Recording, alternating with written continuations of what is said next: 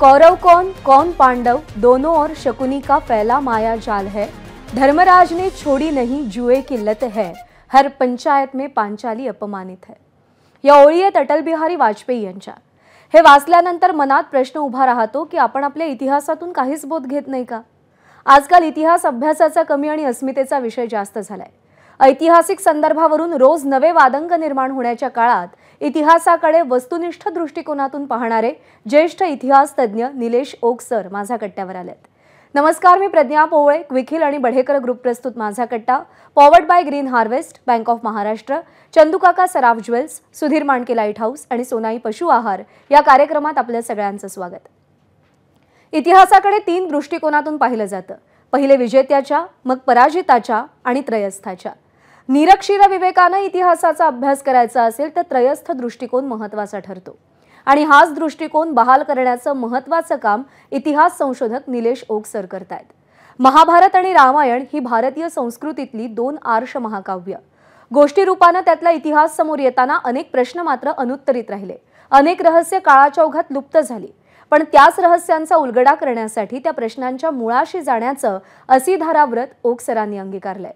When did Mahabharata war happen, Bhishma निर्वाण, the historic Ram या पुस्तकाच्या माध्यमातून रामकृष्णांच्या देवत्व आणि दिव्यत्वा पलीकडे जात तर्कशुद्ध मांडणी करणं ओक सरांची खासियत आहे। सरांना मिळालेल्या पुरस्कारांची यादी वाचायची तर वेळ कमी पडेल। त्यांच्या संशोधनामुळे 120 दावे खोटे ठरत महाभारताचं युद्ध नेमकं कधी झालं यावर शिक्कामोर्तब झालं। इतिहास, विज्ञान आणि तत्वज्ञान याचा त्रिवेणी संगम ज्यांच्या ठाई दिसतो अशा निलेश ओक यांच्याशी आपण संवाद साधूया। कट्ट्याला सुरुवात करूया। सर नमस्कार, आपलं स्वागत आहे। नमस्कार निलेशजी, अर्थातच आज आपल्या गप्पांची सुरुवात करताना अर्थातच सगळ्यांच्या आवडीचा, उत्सुकतेचा आणि ज्याच्याबद्दल जाणून घ्यायला सगळ्यांना आवडता असे विषय रामायण, महाभारत आणि त्याच्यातल्या न सांगितल्या गेलेल्या, माहिती नसलेल्या अशा गोष्टी। तर जेव्हा आता तुम्ही जगभरामध्ये व्याख्यानं देताय, संशोधन करताय, तर रामायण म्हटल्यानंतर अशा कोणत्या 1, 2, 3 गोष्टी तुम्हालाच स्वतःला जेव्हा तुम्ही अभ्यासायला सुरुवात केलीत तेव्हा चकित करवून गेल्या? चकित रामायण काय किंवा महाभारत काय, दोन्ही करता एकच उत्तर असं की त्याच्यामध्ये जो असा पुरावा आहे की ज्याचा आपण ज्याला आधुनिक विज्ञान म्हणतो त्याचा उपयोग करून इंद्रिय प्रामाण्यानं त्याचं आपल्याला संशोधन करता येतं। असा असेल असं सुद्धा मला माहीत नव्हतं सुरुवात केली तेव्हा। इनफॅक्ट माझी सुरुवात अशी झाली की भगवद्गीतेचा मी लहानपणापासून अभ्यासक आहे। म्हणजे माझ्या आईनं मला विनोबांची गीताई अगदी शाळेत जाण्यापूर्वी शिकवली आणि मग त्याच्यामुळे त्याचं एक थोडंसं अट्रॅक्शन होतं। तर मी कॅनडामध्ये मास्टर्स माझा थिसिस करताना थोडा वेळ मिळाला होता। माझा थिसिस तयार झाला होता आणि पुढचे काही 15 दिवस काही काम नव्हतं। तर इंडियन सेक्शन लायब्ररीमध्ये गेलो आणि जस्ट आपलं एक जिज्ञासा म्हटलं की आपली जी भगवद्गीता महाभारतामध्ये आहे ती नक्की कुठे येते। म्हणून मी भीष्म पर्वाचं पुस्तक उचललं आणि तो नंतर गीतेपर्यंत पोहोचलोच नाही, त्याच्या आधी जे चॅप्टर वाचायला लागलो त्याच्यामध्ये जो पुरावा मी जो सांगतोय तो इतका आला की म्हटलं अरे हे आपल्याला माहीतच नव्हतं। म्हणजे एका पाठोपाठ एक असे 30, 50, 40 असे सगळे खगोलशास्त्रीय पुरावे आणि ते व्यासदेव त्या धृतराष्ट्राला सांगतायत की बघ उद्यापासून युद्ध सुरू होणार आहे आणि मला अशी आकाशामध्ये स्थिती दिसते। ते माझ्याकरता प्रचंड आश्चर्य होतं, पहिलं आश्चर्य। आणि मग ते नंतरचं आश्चर्य म्हणजे असं की त्याला खूप काळ लोटला मध्ये। पण जे मी काही ऐकलं होतं ते असं होतं की हे सगळं विसंगत आहे, कुणी त्याच्यात बरीचशी भर घातलेली आहे, ज्याला जे वाटलं ते लिहिलेलं आहे। जर अशी भर असेल तर आपण साधं उदाहरण घेऊया की शब्दकोड असं रँडमली कुणीतरी काहीतरी शब्द लिहिले असते तर ते सुटणारच नाही। ते एका माणसानं किंवा लोकांनी मिळून ते कॉन्शियसली करावं लागतं। तसं हे शब्दकोड आपण जसं सोडवतो किंवा जिक्सॉ पझल सोडवतो तसं महाभारतातले 300च्या आसपासचे खगोलशास्त्रीय पुरावे मी एकत्र आणून ते जिक्सॉ पझलसारखं सोडवलं। कोणी जरी ते सोडवलं, ज्याला ॲस्ट्रॉनॉमी कळते, ज्याला संस्कृत कळतं आणि ते महाभारताचा एकसंध जो ग्रंथ घेईल त्याला एकच उत्तर येईल, महाभारत केव्हा झालं तर 5561 BC। पण मुळामध्ये आपल्याकडं की रामायण महाभारत ह्या काल्पनिक आहेत, बरोबर, अशीच म्हणजे असंच मानलं जातं ना की ते एक काहीतरी उत्तम वाङ्मय आहे आणि ते तसं घडलं होतं याच्याबद्दलचे लोक म्हणजे अनेक जण त्याचे पुरावे मागतात। बरोबर, आणि खरंच घडलं होतं का? पण तुम्ही असं सांगता की घडलं होतं आणि या वर्षी घडलं होतं। करेक्ट। आता मी जेव्हा सुरुवात केली ना तेव्हा जसं यांनी सांगितलं तसं मी काय म्हणूया साध्या भाषेमध्ये ॲग्नॉस्टिक होतो. म्हणजे असं मला सिद्ध करायचं नव्हतं की महाभारत झालंच म्हणजे ॲज अ ऐतिहासिक गोष्ट म्हणून, पण ती झाली का हेच मला संशोधनाचा विषय होता. पण ॲग्नॉस्टिक होतो म्हणजे नक्की झाली नाही अशी भूमिका, तशी भूमिका तुम्ही जर घेतली तर तुम्ही विज्ञानाचा शोध किंवा सत्याचा शोध लावू शकत नाही. तर भूमिका अशी होती की काय आहे ते तरी बघूया आणि जे काही उत्तर येईल त्या उत्तराकडे मी जायला तयार होतो. म्हणजे असा काही माझा अजेंडा नव्हता. आता तुम्ही थोडंसं म्हणू शकता की भारतीय संस्कृतीमध्ये आलेलं आहे आणि आपण सगळं ऐकतोय, तर असं एक श्रद्धेमध्ये असं म्हणता येईल की असं मला वाटत होतं की ते झालेलं आहे. पण श्रद्धा काय किंवा अश्रद्धा काय या दोन्ही अंधच असतात. तुम्हाला एकदा असं जोसेफ कॅम्बेल, हे माझे मी गुरु समजतो अनेक गुरुपैकी, ते असं म्हणतात, I don't need faith for I have experience. तुम्हाला एकदा त्याचा अनुभव आला इंद्रिय प्रमाणाने की तुम्हाला श्रद्धेची गरज नाही, पण आपल्या जसं बिल्डिंगचं स्कॅफोल्डिंग असतं ना तसं तोपर्यंत गरज आहे. तर त्यामुळे मी तशी सुरुवात केली. त्याच्यामध्ये माझा काही बायस नव्हता. आता तुम्हाला एक उदाहरण देतो. आपण असं घेऊया की कृष्ण आणि राम हे काल्पनिक आहेत असं धरून चालू. आता मागच्या 2 वर्षात, 2000 वर्षातलं 2 नाही, आपण एक 5-6 नावं घेऊया. अलेक्झांडर, पाणिनी, कालिदास. पाणिनीचा आपल्याला वेळ एक्झॅक्ट माहीत नाही, पण कालिदास साधारण 2000 वर्षापूर्वी. प्लेटो, सॉक्रेटिस, जीजस, आणखी काही नावं ॲड करता येतील. आता ही लोकं मी एका बाजूला ठेवली आणि हा माझा अनुभव आहे, आणि राम आणि कृष्ण मी या बाजूला ठेवले.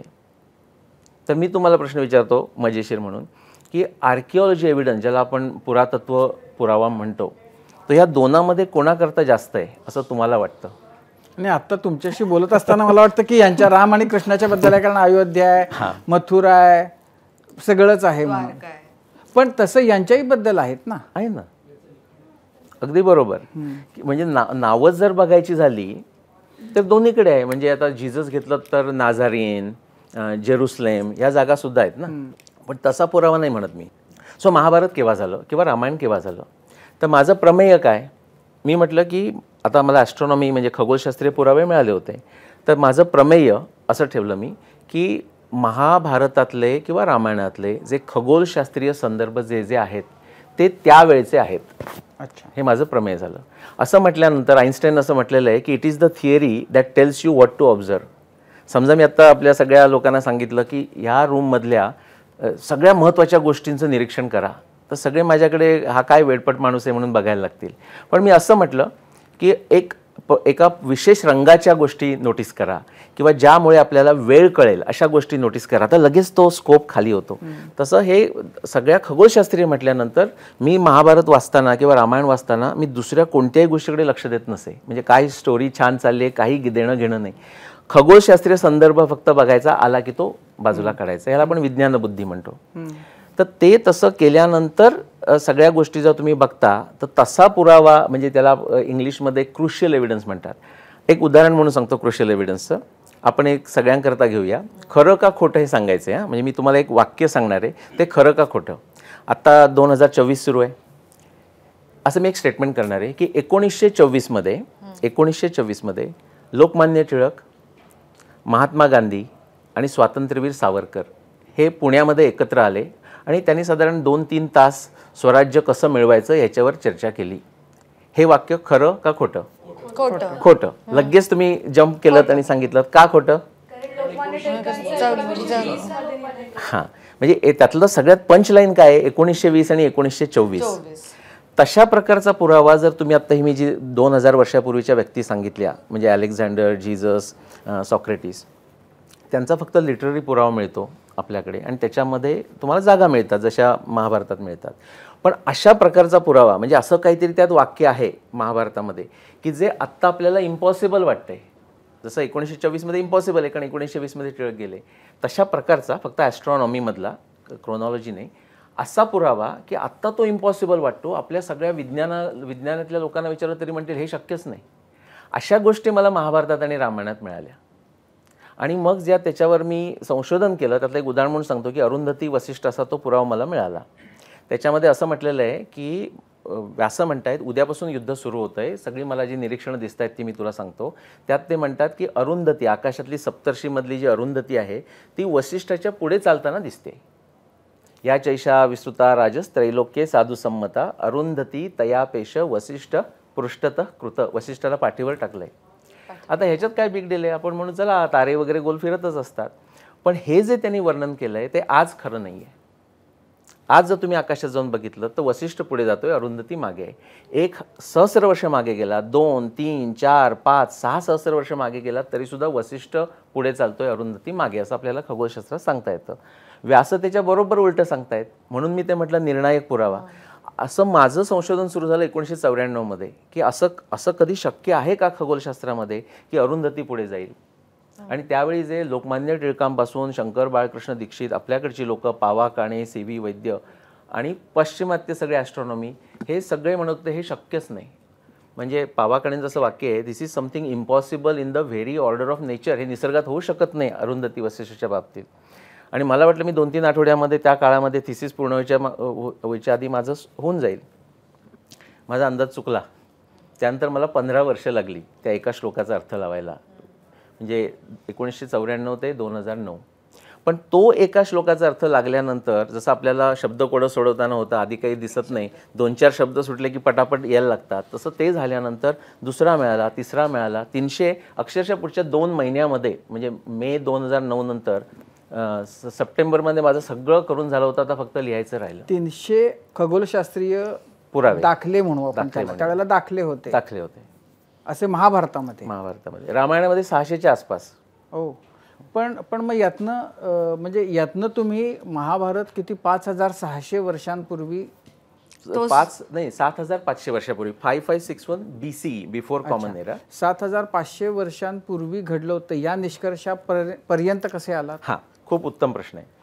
सो अरुंधतीनं मला काय सांगितलं 15 वर्षानंतर, की असा एक पूर्वी काळ, असा काळ होऊन गेला की आपल्या पृथ्वीवर असलेल्या माणसाला आकाशात जर बघितलं असतं तर अरुंधती पुढे जाताना केव्हा दिसली असती. त्याचा काळाला सिम्प्लिसिटी करता 10,000 BC म्हणजे 12,000 वर्षापासून ते 4,500 BC म्हणजे 6,500 वर्षापूर्वीपर्यंत, ह्या एवढ्याच काळात अरुंधती पुढे जाताना दिसली असती. आता तुम्ही म्हणाल की हा योगायोग असू शकतो, काहीतरी एखादा रेफरन्स काहीतरी चुकून बरोबर आला. त्यानंतर मी भीष्म निर्वाणाचं म्हणजे महाभारतातच रेफरन्स घेतले. ते 100 रेफरन्सेस आहेत की भीष्म, हे आपण सगळ्यांकरताही सांगतो तुम्हाला म्हणजे लोकांना कळू शकेल.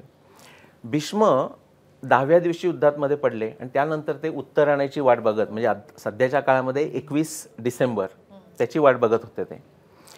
आणि महाभारत सांगतं 100च्या वर पुरावे आहेत की ते भीष्म 10व्या दिवसापासून उत्तर आणेपर्यंत जे राहिले ते कमीत कमी 95 दिवस होते. थोडंसं टेक्निकल आहे, 95 दिवस. आधीचे 10 दिवस घेतले तर 105 दिवस, म्हणजे साधारण 4 महिने, 3 पेक्षा जास्त महिने. आता महाभारत युद्ध केव्हा झालं तुम्हाला जर माहीत असेल तर गीता जयंती आठवावी लागेल. डिसेंबरमध्ये सध्या येते आणि मार्गशीर्ष महिना असतो, म्हणजे मार्गशीर्ष महिन्यामध्ये महाभारत युद्ध झालं. त्याचे महाभारतातील रेफरन्स आहे आपल्याला माहिती आहे. आता मार्गशीर्ष डिसेंबरमध्येच येतो, म्हणजे उत्तरायणाच्या वेळीच येतो. समजा आज जर महाभारत झालं असतं मार्गशीर्षामध्ये तर भीष्म 10व्या दिवशी पडल्यावर म्हणाले असते की झालं की उत्तरायण, चाललो मी. 95 दिवस राहायची गरजच नव्हती. मग ती 95 का गरज, त्याच्याकरता आपल्याला खगोलशास्त्रात जावं लागतं. त्याचं असं आहे, आपला जो मराठी महिना असतो ना, चैत्र वैशाख ज्येष्ठ, तो एका ऋतूबरोबर बदलायला 2000 वर्ष लागतात. म्हणजे 2000 वर्षांनी एका महिन्याचं शिफ्ट होतं. म्हणजेच आता आपण म्हणतो चैत्र वैशाख म्हणजे वसंत ऋतू, पण खरी आत्ता तशी परिस्थिती नाही आहे. तुम्ही बघा, आता फाल्गुन आणि चैत्र म्हणजे वसंत ऋतू होतो आणि चैत्र वैशाख हा ह्याच्यात जातो, त्याला 2000 वर्ष गेलेली आहेत. तर आता 4 महिन्याचं शिफ्ट झालं आहे. म्हणजे मार्गशीर्ष जो होता तिथून आपल्याला 4 महिन्यांनी तो आधी आणायचा आहे. 4 महिन्याची शिफ्ट व्हायला 8000 वर्ष लागणार. म्हणजे त्याचा सुद्धा अंदाज तोच अरुंधतीसारखं. असं करत गेलो आणि शेवटचा जो अगदी एका वर्षाचा जो शिक्कामोर्तब आहे त्याच्याकरता महाभारतामध्ये 50च्या वर ग्रहांच्या स्थिती आहेत. त्या कशा स्थिती आहेत त्याचं तुम्हाला आता काय आपल्या सगळ्यात त्याच्यात जाण्यात अर्थ नाही. पण मग असेच दाखले खगोलशास्त्रीय रामायणामध्ये पण मिळतात. आणि मला म्हणजे मूळ तर प्रश्न असा की केमिकल इंजिनियर असलेल्या निलेश ओक नावाच्या तरुणाला त्यावेळेला की हे खगोल आणि ह्याच्याबद्दलचं म्हणजे आणि उत्तम नोकरी अमेरिकेतली वगैरे अशी असताना खगोलाकडे वळून ह्याच्यामध्ये अशा बुडी घेण्याचं काय कारण झालं? चांगला प्रश्न आहे. आता साधं अगदी जर टेक्निकल उत्तर द्यायचं झालं तर मी म्हणेन श्रद्धा, संशय, जिज्ञासा वगैरे. पण माझ्या मित्रानं त्याच्या पत्नीला दिलेलं उत्तर देतो. माझं पहिलं पुस्तक 2011मध्ये पब्लिश झालं इंग्लिशमधलं, when did the Mahabharata war happen. इथलेच आहेत, आपल्या एरियातलेच आहेत, पण ते राहतात अमेरिकेमध्ये, त्यावेळी फ्लोरिडाला होते. तर आणि दोघंही माझे मित्र आहेत. तर त्याच्या पत्नीनं त्याला विचारलं की काय रे, हे निलेशला, हा केमिकल इंजिनियर आणि जीमध्ये काम करतो आहे, हे असं त्याला असं काय कशामुळे वाटलं असेल की आपण महाभारताचं तारीख काढूया वगैरे, किंवा महाभारताचं हे सगळं करूया, म्हणजे कसं त्याच्या डोक्यात आलं असेल आणि का करावं असं वाटलं असेल. त्याने मराठी पद्धतीमध्ये एका शब्दात उत्तर दिलं. तो म्हणाला, खाज. सो साधं उत्तर ते, पण एक अफाट जिज्ञासा होती मला सर्वच गोष्टीबद्दल, काही महाभारत असं म्हणून नाही, जगातल्या कोणत्याही गोष्टीबद्दल. आणि माझा प्रवास हा आपल्या ग्रंथांचं अध्ययन त्या दृष्टीनं नव्हता, सायन्सबद्दल प्रचंड आवड अशातून सुरुवात झाली.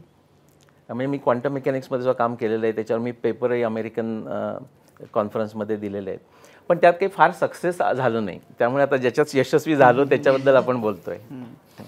रामायणामध्ये आपल्याला वाचायला मिळणाऱ्या अनेक गोष्टी की ज्या म्हणजे अचंबित करणाऱ्या आहेत, आणि म्हणजे त्याच्यातली काही वर्णनं जी थक्क करवतात की, आणि प्रत्यक्षामध्ये आपल्याला त्या गोष्टी बघायला मिळतात अशा भूभागांमध्ये ज्याचा भारताचा काही संबंध नाही, दुरान्वये सुद्धा. बरोबर. अशा गोष्टींचे दाखले आपल्याला रामायणामध्ये कसे मिळतात बघायला. हां, ते सुंदर वर्णन येतं किष्किंधा कांडामध्ये. म्हणजे राम आणि सुग्रीव यांची भेट झालेली आहे, आणि सुग्रीव सांगतो काही काळजी करू नकोस, माझ्याकडे प्रचंड वानरसेना आहे, ते सीतेचा शोध लावतील. आणि मग तो आपल्या सगळ्यांना माहिती आहे, 4 वानरांच्या टोळ्या. वानर म्हणजे आपल्यासारखेच होते, असं त्याच्यात तो वेगळा विषय म्हणून आपण जाऊया नको, ह्युमन बिईंग. मी विनोदानं काय म्हणतो, त्यांचं कॅपिटल किष्किंधा होतं, म्हणजे आत्ताचं हम्पी बेलारी. मग मी म्हणतो की माझा एक डॉक्टर शिवशास्त्री म्हणून मित्र आहे बेंगलोरचा, म्हणजे रिटायर्ड सर्जन. तर लोक म्हणतात ते वानर कसे दिसतात असं मला प्रश्न विचारतात ना, तर त्याची माझी चांगली मैत्री आहे. मी म्हणतो डॉक्टर शिवशास्त्री माहिती आहे ना, त्याच्यासारखे दिसायचे असं विनोदानं म्हणतो, पण आपल्यासारखीच माणसं होती. आणि त्याची सुंदर वर्णन वाल्मिकी रामायणामध्ये, त्याच्यात आपण जाऊया नको. तर ते 4 भाग केले, आणि एका टीमला पूर्वेला पाठवलं, दुसऱ्याला पश्चिम, उत्तर आणि दक्षिण. आणि ते जाताना जसं आपण डिरेक्शन देतो ना की इथपर्यंत जा आणि त्या हायवेच्या तिथे टर्न घ्या, असं तो सुग्रीव त्यांना सांगतोय. पूर्वे दिशा पण घेऊया, खूप सुंदर वर्णन आहेत म्हणून. तो म्हणतो भारतापासून सुरुवात करून पूर्वेच्या दिशेला गेल्यावर रौप्य द्वीप तुम्हाला लागेल, मी सध्याचं थायलंड. अच्छा. त्याच्यापुढे तुम्हाला यवद्वीप लागेल, म्हणजे आता आपण जावा इंडोनेशियाचा भाग जो म्हणतो तो. आणि नुसतं ते यवद्वीप असं नाही, तुम्ही पूर्व दिशा आणि तिथली वर्णन आहेत, तिथल्या माउंटन्सची वर्णन आहेत, व्होल्कॅनिक ॲक्टिव्हिटीची वर्णन आहेत, पण डिरेक्शनली तुम्हाला सांगता येतं. त्यानंतर तो अनेक अशा आपण म्हणतो आता काय जमाती म्हणूया, त्यांचं वर्णन करतो की काही लोकांचे ओष्ठ हे इथपर्यंत खाली आलेले आहेत, कान ओष्ठामध्ये तुम्हाला आफ्रिकेमध्ये दिसतात, ते मोठ्या रिंग वगैरे घालतात. तसंच तुम्हाला मी इंडोनेशियात गेलेलं आहे, इंडोनेशियामध्ये तुम्हाला दिसतात, पापा न्यू गिनीमध्ये दिसतात. प्रत्येक टोळीचा एक असा युनिफॉर्मसारखा ड्रेस कोड असतो, अशी वर्णन आहेत. त्यानंतर ते म्हणतात म्हणजे हे त्या काळापासून तिथं सुरू आहे, 14,000 वर्षापूर्वीची गोष्ट आहे. हो, म्हणजे 14,000 वर्षांपूर्वी सुद्धा त्या देशांमधल्या स्त्रिया किंवा ते ओठ लांब करण्याची पद्धत तिथं होती. आणि रौप्य द्वीप म्हणजे सिल्वर माहित होतं, म्हणजे असंही आहे. तर गोल्डचं तर आहेच. आपल्या आता डायग्रेशन होईल, पण ऋग्वेदामध्ये, वेदामध्ये गोल्डला पारुजम असा शब्द आहे, आणि तो त्याचा पेरूशी संबंध आहे. पण आता आपण जातोच आहोत पेरूकडे. तर त्याच्यानंतर क्षीरसागर असं काहीतरी नाव आहे, म्हणजे आत्ता सध्या आपण ज्याला पॅसिफिक म्हणतो तो असावा. पण तो केल्यानंतर सुग्रीव सांगतो की त्याच्यानंतर तुम्हाला तिथे अनंताचा रिप्रेझेंटेटिव्ह, म्हणजे आपण फ्लॅग म्हणतो ना, ध्वज, तसा तुम्हाला कोरलेला ध्वज दिसेल. आणि तो ध्वज कोणी केलाय, केव्हा केला आणि कशासाठी केला हे सुद्धा सुग्रीव सांगतो. आणि इंटरेस्टिंग गोष्ट अशी की आता 500 वर्षापूर्वी स्पॅनिश लोक तिथे गेली, त्यांना तो दिसला, म्हणजे त्याच्याकडे आपल्याकडे स्ट्रक्चर आहे, ते दाखवायचं आहे का? ओके. सो तो जेव्हा सुग्रीव सांगतो की इथपर्यंत जा, कुठपर्यंत जा पूर्व दिशेला, तर या जागेपर्यंत जा, तो अनंताचा रिप्रेझेंटेशन म्हणून तो फ्लॅग आहे. तर ते जे स्ट्रक्चर आहे ते साधारण 800 फुटाचं स्ट्रक्चर आहे. पण त्याच्या आधी सांगतो की जेव्हा स्पॅनिश लोक गेली, हे परूमध्ये आहे, कोस्टवर आहे, म्हणजे पश्चिम किनाऱ्यावर, आणि समुद्रातून तुम्हाला अगदी 12 किलोमीटरपर्यंत दूर दिसू शकतं ते स्ट्रक्चर. आणि सुग्रीव सांगतो की तुम्ही गेलात तो पूर्ण समुद्र पार करून की तुम्हाला हे दिसेल, स्ट्रक्चर दिसेल. आणि त्याचं तो वर्णन करतोय तिथे. आता बघा, आपल्याला जरी संस्कृत जरी येत नसलं तरी सुद्धा मराठी ज्याला येतं त्याला ते कळेल इतकं सोपं रामायणातलं म्हणजे 14,000 वर्षापूर्वीचं संस्कृत आहे ते. त्रिशिरा कांचनस केतुस तालस्तस्य महात्मना स्थापित पर्वतस्याग्रे विराजती सवेदिक. अक्षरशः तुम्हाला जे चित्रात दिसते ना प्रत्येक गोष्ट वर्णन केलेली आहे. त्रिशिरा 3 शिरं झाली त्रिशूलासारखं. कांचन गोल्डन कलरचं अशा अर्थानं आहे. त्रिशिरा कांचनस केतू, केतू म्हणजे आपण म्हणतो ना ध्वज किंवा त्याची दांडी. तालस्तस्य महात्मना असं मोठं स्ट्रक्चर तिथे आहे. पुढे काय म्हणतो, स्थापित पर्वतस्याग्रे, अगदी पर्वताच्या पृष्ठभागावर त्याची स्थापना केलेली आहे. त्याचं पुढचं बघा मी अंडरलाईन केलंय. हे अंडरलाईन अशाकरता केलंय की ते माझं छोटंसं कॉन्ट्रीब्युशन की विराजती सवेदिका. म्हणजे आधी कुणीच ते नोटीस केलं नव्हतं. आपली वेदभूमी आपण जेव्हा यज्ञ करतो स्वाहा करतो तर चौकोनी जनरल स्ट्रक्चर असतं ना, तसं त्याच्या बेसला स्ट्रक्चर आहे. चौकोनी तुम्हाला खाली दिसेल बघा तिथे जर बघितलं तर. आता जर स्पॅनिश लोक आली त्यांनी पाहिलं तिथल्या लोकल लोकांना म्हणजे इंकाज आयामारा वगैरे जे आहेत त्यांना विचारलं की हे तुम्ही केव्हा केलं. ते म्हणे आम्ही नाही केलं. मग तुमच्या आजोबांनी केलं का. नाही, हे नेहमीच होतं. त्यांनी सांगितलं हे नेहमीच होतं. मग कशा करता काही माहिती नाही. पण रामायण तुम्हाला ते स्ट्रक्चर नुसतं वर्णन करत नाही आहे, तर ते केव्हा केलं गेलं का केलं गेलं तेही सांगताय. पूर्वस्या दिशी निर्माणम, पूर्व दिशेचा अंत कुठेतरी होतो त्याचं वर्णन म्हणून केलंय. कृतम तत् त्रिदशेश्वरे. त्रिदशेश्वरे म्हणजे अनेक अर्थ घेता येतात. पण इंद्र तो पूर्व दिशेचा स्वामी आहे. त्यानं ते कृतयुगामध्ये केलं कारण हे त्रेतायुगातलं चाललंय रामायण. आणि ततम पर हेममय श्रीमान उदय पर्वत, जो अँडी पर्वत आहे त्याला तिथे सुग्रीव उदय पर्वत म्हणतोय. आत्ता जी आपल्याकडे इंटरनॅशनल डे लाईन आहे ना, आता त्याचा शोध हल्ली कोणी लावला मला केव्हा लागला माहिती नाही, पण ही इंटरनॅशनल डे लाईनचं तो वर्णन करतोय. म्हणजे त्याच्याकरता पूर्व दिशा तिथे संपली. आणि तो खूप प्रामाणिक आहे. तो म्हणतो ह्याच्या पुढचं मला माहिती नाही. त्याची कारणंही आहेत. कारण त्यावेळी 14,000 वर्षापूर्वीचं तुम्ही जर वर्णन घेतलं तर तेव्हा आईस एज सुरू होतं. आईस एज म्हणजे सगळीकडे नव्हतं. भारतात काही फरक पडला नाही आईस एजमध्ये. सरस्वती प्रचंड पाणी घेऊन वाहत होती मागची 2 लाख वर्ष. तर भारतात असंच होतं. उलट चांगलं होतं वेदर. पण उत्तर अमेरिका युरोप इथं काही शक्य नव्हतं. त्याची वर्णन सुद्धा सुग्रीव करतो. मी आत्ता तुम्हाला सायबेरियापर्यंत जाता येईल उत्तर दिशेमध्ये. तो त्याला वर्णन माहीत आहे. जो उत्तर समुद्र आहे त्याला तो म्हणतो उत्तर पयसाम निधी. आणि अंटार्क्टिकाचं सुद्धा वर्णन यमपुरी असं करतो. आणि अस्तगिरीचं वर्णन म्हणजे आल्प्सला तो अस्तगिरी म्हणतो.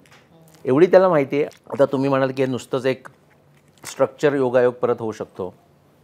तिथली जी अनेक वर्णन आहेत 2 फक्त सांगतो.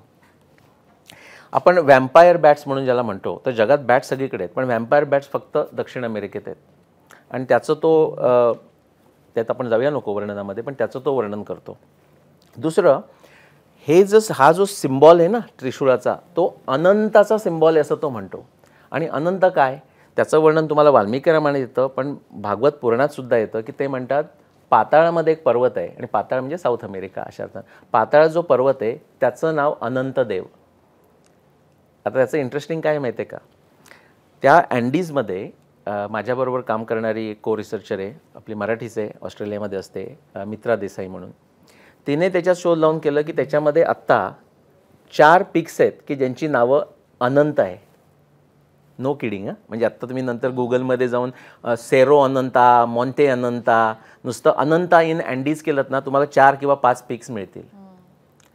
आता ही सुद्धा असं म्हणू शकेल ते कसं होऊ शकतं की समजा 500 वर्षामध्ये कोणतरी स्पॅनिश माणूस महाभारत रामायण जरा भारतीय वाचून गेला आहे आणि असं होऊ शकतं की त्याने नावं दिली. तर तसं झालेलं नाही. म्हणजे त्याची जी रेकॉर्ड्स आहेत त्यांना माहिती नाही. ते म्हणतात की हां बहुतेक काहीतरी ते अयामारा किंवा केचवा भाषेत काहीतरी त्याचा अर्थ असावा. ते अयामारांना पण माहीत नाही आणि केचवांना पण माहीत नाही. मी अनेक वेळा गेलेलो आहे तिथे त्याच्यामध्ये. दुसरं इंटरेस्टिंग की अनंत म्हणजे अनेक हूड असलेला स्नेक. तुम्हाला माहिती आहे की नाही माहीत नाही, पण 7 हूड असलेला स्नेक आपल्याकडे दाखवतात मंदिरामध्ये, तिकडेही दाखवतात. ते पॉलिसेफेलिस स्नेक्स असे तिथे हे की तिथे दगडावर काढलेली चित्र किंवा एनग्रेव केलेले असे मल्टी हुडेड स्नेक्सची पण तिथे शिल्प आहेत. सो कोइन्सिडन्स नाही आहे हा त्याचा महत्त्वाचा मुद्दा.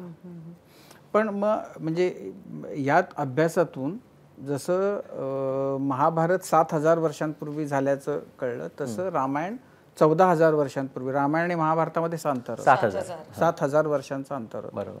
रामाच्या बद्दल काय इंटरेस्टिंग त्याच्यातनं कळलं? रामाच्या बद्दल म्हणजे त्याचं जन्मतारीख आपल्याला काढता येते 12,240. ती कशी काढली थोडंसं सांगतो. म्हणजे इंटरेस्टिंग अशा अर्थानं की महाभारतामध्ये कसं झालं, तुम्ही मंगळ म्हणालात आणि मी सांगितलं मंगळाचे 8 जरी तुम्ही दाखले घेतलेत तरी लगेच 5561 होतं. रामायणात तसं झालं नाही. रामायणामध्ये 600 पुरावे आहेत, पण महाभारतात कसं आहे, फक्त 18 दिवसाचंच महत्त्वाचा इव्हेंट आहे. रामायणामध्ये रामाचा जन्म, मग त्याचं वनवासात जाणं, अशा बऱ्याच गोष्टी, लग्न केव्हा झालं, अशा बऱ्याच गोष्टी आहेत.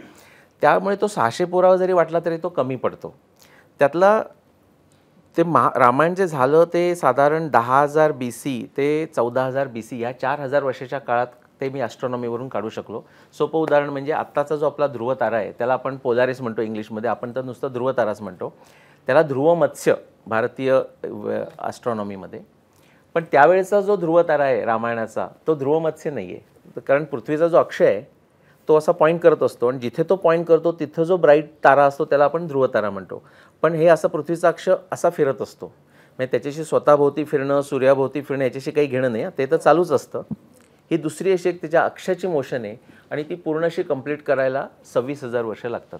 26,000 म्हणजे जॅपनीज सांगायचं तर आपण म्हणजे आपल्याकडे ते एक हे घागर घेऊन फुंकतात ना, तशी ती जी मोशन आहे ती 26,000 वर्षाची आहे. पण जॅपनीज जसं बावडाऊन करतात ना, अशी एक दुसरी मोशन आहे. म्हणजे ही असा जो असा अक्ष आहे तो आता 23.5 आहे, तो असा 22.5 ते 24.5 असं 2 डिग्रीमध्ये फिरतो. ते एक पूर्ण सायकल करायला 41,000 वर्ष लागतात. अरे बापरे. आणि ह्याचा फायदा होतो, म्हणजे ही वेगवेगळी सायकल असल्यामुळे अशा युनिक आपल्याला एपक म्हणतो ना आपण, म्हणजे एक एक पर्टिक्युलर युग काढता येतात. नुसती रामायण महाभारतात नाही, आपला सूर्य सिद्धांत जर तुम्ही ग्रंथ घेतलात खगोलशास्त्राचा तर त्याच्यामध्ये सुद्धा आत्ताचं लेटेस्ट अपडेट जी आहे ती 1500 वर्षापूर्वीची आहे, 580ची. त्याच्या मागे गेला तर 3000 BCची आहे, ज्याच्यामुळे आपलं कॅलेंडर सुरू झालं.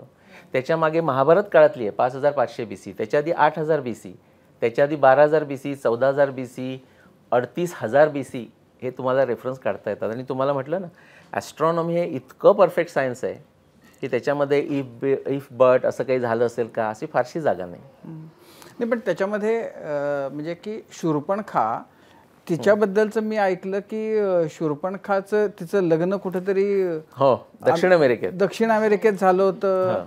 ती म्हणजे ते कसं विद्युजिन्ह असं वगैरे मला वाटतं त्याचं नाव होतं, मी नाव चुकीचं कदाचित सांगत असेन, कारण त्यांचे संबंध होते. जे रावणाची जी लोक आहेत, म्हणजे रावण हा पोलोस्ते वंशामध्ये म्हणजे त्याचा ऋषी आणि ब्राह्मणच होता त्याचे वडील. आईकडून राक्षस कुळामध्ये कनेक्शन आहे त्याचं. पण त्यांचे संबंध त्यांना काय म्हटलंय माहिती आहे का, म्हणजे किती करेक्ट आहे बघा, नैऋत्यम नैऋत्यानामच असं म्हटलेलं आहे त्यांना. म्हणजे ते नैऋत्य म्हणजे आपण एखाद्याना वेस्टर्न म्हणतो ना, वेस्टर्न पीपल असं आपण वेस्टर्न लोक असं म्हणू ना, तसं नैऋत्यानाम असं म्हटलेलं आहे का. नैऋत्य म्हणजे आता जो आपण मान्सून म्हणतो ना, साऊथ वेस्ट. आता भारताचं सेंटर समजा पकडा, उज्जैन वगैरे कुठेतरी, तिथून साऊथ वेस्टकडे म्हणजे कुठे, आत्ता मालदीव्स होईल किंवा आफ्रिका होईल, अशा प्रकारची लोकंसुद्धा त्यांच्यामध्ये इन्क्लुडेड होती, स्पेशली त्याच्या आईकडून. म्हणून त्यांना नैऋत्यच म्हटलेलं आहे. तर ते मग त्याच्यामुळे ते आफ्रिकेतनं आल्यामुळे मग त्यांची लग्न मागे पुढे. आणि हे 14,000 वर्षापूर्वी ज्या समुद्राच्या ज्या पातळी आहेत ना, त्या आत्तापेक्षा 140 मीटर खाली होत्या. 140 मीटर. म्हणजे इथून तुम्हाला आता इंडोनेशिया जायचं असेल ना, तर तुम्ही पूर्ण म्हणजे जमिनीवरून जाऊ शकत होता त्यावेळी. आणि अगदी शेवटी जायचं आणि पाण्यात उडी घेतली, थोडं पोहत गेलात की ऑस्ट्रेलिया, डार्विन असे त्यावेळी पाणी खूप कमी जागा होत्या. त्यामुळे सुद्धा ते प्रवास करू शकत होते आणि आता पाण्याचा प्रवास करावाच लागत होता. तशी वर्णन आहेत प्रचंड, म्हणजे ये होतीच. उत्तराखंडामध्ये जाऊन आपण बघितलं की रावणानं काय केलंय त्याचं आत्ता सध्या फार इंटरेस्टिंग आहे. म्हणजे आपल्याला असं वाटतं ना कधी कधी की आपल्याला माहिती आहे म्हणून आश्चर्य वाटत नाही की इंग्लंडनं, एका छोट्या इंग्लंडसारख्या अगदी थंड, कोल्ड, डिप्रेसिंग सारख्या जागेनं जगावर राज्य केलं. रावणानं जे लंकेनं केलं ते तसंच केलेलं आहे. त्याचा जगावर हे होता, दबदबा होता. म्हणजे इथे सुद्धा महाराष्ट्रामध्ये आता, नाहीतर शूर्पणखा महाराष्ट्रात काय करते, महाराष्ट्रामध्ये त्याची एरिया होती. शूर्पणखेचं नाक कापल्यानंतर ती रावणाकडे नाही गेली. खरं, दूषण, त्रिशीर ते तिथेच जवळ होते सैन्य घेऊन. म्हणजे त्यांची पोस्ट होती, आउटर पोस्ट होती. नाही, समुद्राचा विषय निघालाय म्हणून मी म्हणजे पुढचा विषय जायच्या आधी की तुमचं असंच एक मी यूट्यूबवर लेक्चर पाहिलं होतं ज्यात तुम्ही द्वारकेबद्दल खूप महत्त्वाचे मुद्दे सांगितले होते. कारण आपण नेहमी द्वारका होती, कृष्णाच्या वेळी होती, आणि त्यानंतर ते बेट द्वारका कशी बुडाली याच्याबद्दल सुद्धा कायम दोन टोकाचे मतं ऐकत असतो, तर त्याच्यातलं तुमचं संशोधन काय आणि तुम्हाला काय आढळलं, सापडलं? द्वारकेचं सांगतो आणि त्याच संदर्भानं कृष्णाचं पण सांगतो, कारण ते सुद्धा इक्वली फॅसिनेटिंग आहे. महाभारत सांगतं की महाभारत युद्ध झाल्यानंतर 36 वर्षांनी कृष्णाची द्वारका पाण्यात बुडाली. कशामुळे बुडाली त्याचे वर्णन महाभारतात येतात, हरिवंशात येतात, आणखी भागवत पुराणात येतात, अनेक जागी येतात की समुद्राचं पाणी म्हणजे असं गशिंग अप करत हाईट, म्हणजे त्याची हाईटच वाढली आणि पूर्ण अक्षरशः इन्स्टंटेनियस असं वर्णन आहे की समोर बघता बघता द्वारका पाण्याच्या खाली गेली. म्हणजे आता 5561 BC त्याच्यानंतर 36 वर्षांनी, थोडा उलटा आहे तो, कारण BC असल्यामुळे मग ते वजा करायचे आहेत आपल्याला. तर 5561 वजा 36 त्याचं उत्तर येतं 5525 BC. आता मी ते आल्यानंतर हे प्रेडिक्शन झालं. मी जे तुम्हाला ट्रायंगल सांगितलं ना, तर पहिल्यांदा काय होतं, आपल्याकडे ऑब्झर्वेशन होतं, अरुंधती पुढे जाते का, तिथून सुरुवात केली आणि आपण तो प्रेडिक्शन म्हणजे काळ काढला. आता आपल्याकडे काळ आहे, 5525 उत्तर आपल्याकडे आहे. असा प्रश्न आहे आता की त्याच्याकरता काही पुरावा मिळतोय का. तो जेव्हा मी पुरावा सांगायला लागलो, थोडक्यात समरी करतो, 30 अगदी अत्यंत पॉवरफुल पुरावे जगभर आहेत आणि त्याचा मी तुम्हाला मॅपही दाखवू शकतो. पण महत्त्वाचा पुरावा कुठे पाहिजे, द्वारकेलाच पाहिजे, नाही तर बाकी जगभर बोलून काय उपयोग. तर 5525 म्हणजे 6th मिलेनियमच्या राईट इन द मिडल, म्हणजे 5500 आपण सिम्प्लिसिटी करता घेऊया किंवा 5525 BC. झॅरिन्स म्हणून यांचा पेपर आहे, साधारण 20-25 वर्षापूर्वीचा पेपर आहे. त्यांना परत काही कृष्णाशी काही घेणं नाही त्याच्यामध्ये. त्या अरेबियन सी ज्याला आपण म्हणतो, म्हणजेच द्वारकेच्या बाजूचा, तिथे अचानक म्हणजे 5525 BC सांगतोय, सडनली समुद्राचं पाण्याची लेवल वाढली. किती वाढली असेल, 15 मीटर. 15 मीटर म्हणजे ऑलमोस्ट 50 फूट. म्हणजे आता आपल्याला मुंबईला हे परवडणारं नाही आहे तसं. सो ती वाढली. एवढंच नाही तर थोडंसं तुम्हाला दुसरं कनेक्शन सांगतो. त्याच्यानंतर पुढच्या 400-500 वर्षामध्ये आणखी 8 मीटरने वाढली, म्हणजे टोटल 23 मीटरनं वाढली. आता ती जी इतकी वाढली होती की आत्ताची जी समुद्राची पातळी आहे आपल्या पश्चिम किनाऱ्यावर, त्याच्यापेक्षा जास्त ऑन अँड ॲव्हरेज 3 मीटर वर होतं. आता ह्याचं का मी तुम्हाला सांगतोय, जर तुम्ही गुजरातमधले ढोलावीरा आणि लोथल ही बंदरं होती, त्याचं तुम्ही काळ काढून बघा, तो साधारण 4000 BC ते 2000 BC पर्यंत होती. हा जो मी तुम्हाला बॅथीमेट्रिक किंवा ओशनॉग्राफी डेटा सांगतोय, तो अक्षरशः जिक्सॉ पझलसारखा मॅच होतो. तो जो वर गेला त्याच्यात कृष्णाची द्वारका गेली, बरंच पाणी आत पण गेलं असेल लँडवर, आणि त्यावेळी धोलावीरा आणि लोथल इथपर्यंत ते पाणी पोचलं. म्हणून पुढची 2000 वर्ष ती दोन्ही बंदरं होती. हे फक्त पूर्वेला झालं असं नाही. त्याचवेळी पुंपुहारला जर तुम्ही गेलात तर पुंपुहारला तर 7 पोर्ट्स आहेत आणि ते 20,000 वर्षापासून आहेत. तर पाणी जसं समुद्राचं वाढलं तसं पहिला पोर्ट पाण्याखाली गेला, त्यांनी जमिनीवर मागे दुसरा बांधला, P2 म्हणूया आपण, पोर्ट 2. परत पाणी वाढलं, तो गेला. तिसरी जी वेळ होती P3, ती म्हणजे कृष्णाच्या द्वारकेची वेळ. त्यावेळी जे पाणी आलं तर P3 तर गेलाच तो पोर्ट, पण इतकं पाणी होतं, कारण 15 मीटर वाढलंय ना किंवा 23 मीटर वाढलंय, ते पाणी नुसतं पोर्टच डिस्टर्ब केला नाही, म्हणजे डिस्ट्रॉय केला नाही, तिथून ते इनग्रेस ज्याला आपण म्हणतो, म्हणजे जमिनीवर 15 किलोमीटरपर्यंत आत पाणी आलं. तामिळनाडूमध्ये तुम्ही जागा चेक करा, मायुरम किंवा त्याला ते मायुदलिथराय वगैरे असं काहीतरी ते नाव दिलेलं आहे लेटेस्ट. आत्ता ती लँडलॉक्ड आहे, 15 मीटर, म्हणजे तिथून समुद्र 10-15 किलोमीटर दूर आहे. पण ती जागा म्हणजे त्या 5525 नंतर पुढची 2000 वर्ष पोर्ट होता. त्याचाही पुरावा आपल्याकडे आर्किओलॉजी पुरावा मिळतो आता. हे प्रोफेसर रामस्वामींचं 2020चं वर्क आहे. आणि मग तिथपासून पाणी मागेच जात आहे. तसंच इकडे पण झालं. म्हणून ढोलावीरा आणि लोथल 2000 BC नंतर ते बंदराचं काम करू शकत नाहीत. एवढा कन्सिस्टंट पुरावा आहे आणि असं जगभर मिळतो. आणि तुम्ही कृष्णाबद्दल सांगणार, कृष्णाबद्दलचं असं की त्यानंतर मग असं लोक, रामाचं मी जन्म तारीख काढली, पण मला कृष्णाची जन्मतारीख काढायला प्रॉब्लेम होत होता, कारण त्याचं महाभारतात तसा पुरावा मिळत नाही. म्हणजे एक्झॅक्टली किती माहीत नाही, बऱ्याच लोकांचे सगळे तर्कवितर्क आहेत. पण तो कसा मिळाला ते सांगतो. म्हणजे फारच इंटरेस्टिंग स्टोरी की 5525 मध्ये जेव्हा कृष्णाची द्वारका गेली, त्याच वेळी आपल्याला असं वर्णन येतं की तेव्हाच कृष्णाचं पण निर्वाण झालं. म्हणजे तिथे संपलं तिथे, आणि तिथून मागे जायचं आहे. भागवत पुराणामध्ये असं म्हटलेलं आहे की कृष्ण 125 वर्ष जगला. पण ते जर तसं मानलं तर बाकीच्या ज्या महाभारतातल्या ज्या गोष्टी आहेत त्या कुठेच फिट होत नाही. मग म्हटलं त्याला आपल्याला, म्हणजे ठीक आहे मी लिहिलं त्याच्यावर ब्लॉग की असं भागवत पुराण म्हणतंय, पण म्हटलं आता आपण करत जाऊया. तर ते केल्यानंतर मी असा पुरावा बघत होतो की असं काहीतरी वेगळं सांगेल मला कृष्णाचं काहीतरी. तो मला हरिवंशामध्ये मिळाला. आता हरिवंश जर तुम्हाला काय माहीत नसेल, ज्यांना माहीत नसेल त्यांच्याकरता, ते आपल्याला अपेंडिक्स म्हणतो ना, पुस्तकाला सुद्धा आपण अपेंडिक्स जोडतो, तसं खिलं पर्व असं म्हटलेलं आहे. ते महाभारताचंच एक्सटेन्शन आहे, थोडं वेगळ्या स्टाईलनं लिहिलेलं आहे, पण तसंच आहे. त्याच्यामध्ये जेव्हा कृष्णानं कंसाला मारलं त्यावेळेचे ॲस्ट्रॉनॉमी पुरावे मिळतात. अंधक कंसाला सांगतोयस की तू वागतोयस ते बरोबर नाही आहे, तुझा बिहेवियर बदल. आणि त्यावेळीची जी वर्णन आहे त्यातली बाकी सांगत नाही, 500-600 ॲस्ट्रॉनॉमीचे, पण एक अत्यंत सुंदर वर्णन आहे. अशा करता ते वर्णन आहे की तशी घटना परत मागच्या 10,000, 15,000, 20 वर्षात झालेली नाही. की ते असं म्हणते की केतूना धूमकेतूस तू, असा एक धूमकेतू आलेला आहे. तर धूमकेतू तर नेहमी येतात. ओके, नक्षत्राणाम त्रयोदशा. आता तुम्ही जर धूमकेतू बघितले असतील तर जनरली तो आकाशाच्या एका भागात येतो, अगदी मोठा असला तरी तो असतो. नक्षत्राणाम त्रयोदशा म्हणजे 13 नक्षत्रांना पूर्ण त्याने व्याप्त करून टाकलं आहे. संपूर्ण नक्षत्र 27 आहेत. म्हणजे आपल्याला जे आकाशात जे पूर्ण दिसतं ते पूर्ण आकाश त्याने भरलं आहे, असं कधी होत नाही. आणि इतकंच नाही, तो पुढे म्हणतो भरण्या देनी भिन्नानी नानो यांती निशाकरम. हा जो कॉमेट आहे, हा जो धूमकेतू आहे, त्याची सुरुवात भरणी नक्षत्रापासून होते आणि इतका तो ब्राईट आहे की जो चंद्राचा जो मार्ग असतो नक्षत्रातून, तो चंद्राला नक्षत्र दिसत नाही येत जायला. आणि बाकी 5-6 आहेतच त्याच्याबरोबर. हे जर तुम्ही केलं तर फक्त एकच वर्ष येतं, ते 5622 BC. म्हणजे कृष्णानं जेव्हा कंसाला मारलं ते वर्ष. आता प्रश्न असा की त्यावेळी कृष्णाचं वय काय होतं, त्याच्यावर सुद्धा वेगवेगळी मतांतरं आहेत. मग मला भागवत पुराणामध्ये असं मिळालं की जेव्हा कृष्णानं कंसाला मारलं तेव्हा त्याचं वय 11 वर्ष होतं.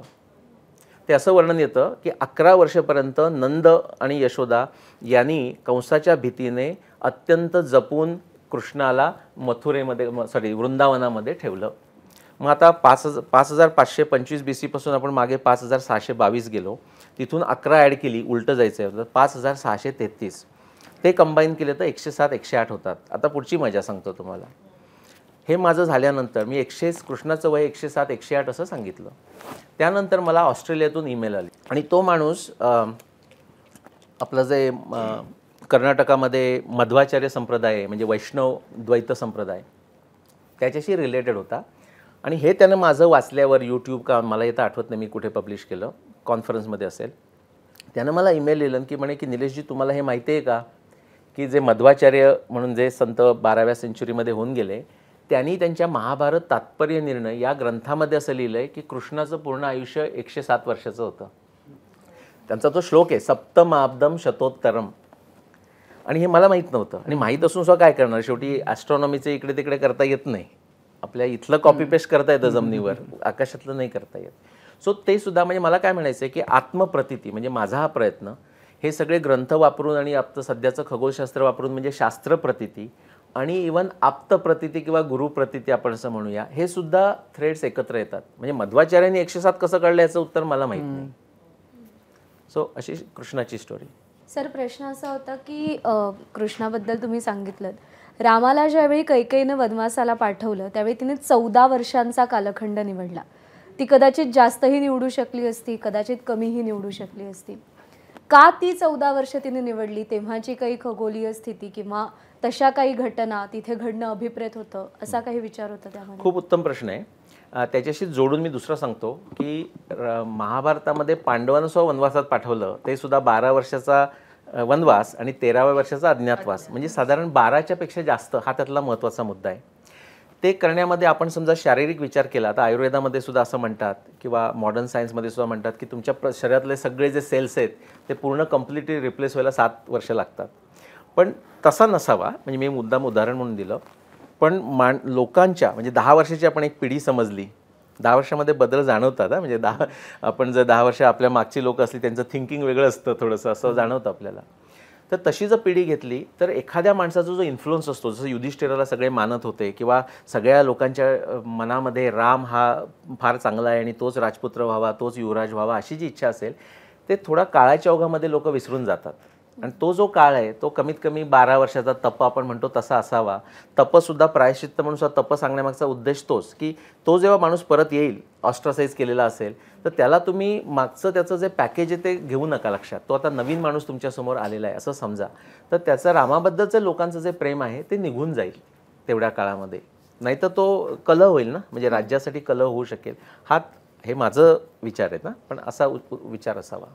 तुम्ही हे इतक्या तर्कशुद्ध पद्धतीने सांगता आहे, पण आपल्याकडे असं आहे की इतिहास म्हणा किंवा आपण ज्यांना आता ही आपली आद्य ग्रंथ मानतो त्याच्याशी आपल्या सगळ्या धार्मिक भावना जोडल्या गेलेल्या असतात. तुम्हाला कधी अशा विरोधाचे सूर झेलावे लागतात का? विरोध होतो का की हे तुम्ही जे सांगताय ते सगळं चुकीचं आहे?